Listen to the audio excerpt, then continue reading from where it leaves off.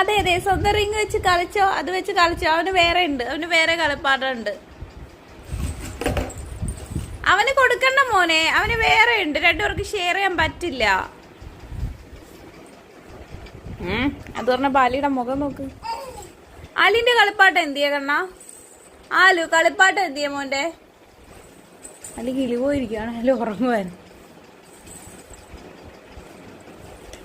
വീഴല്ലേ ആലി, വിളിക്കുവാ.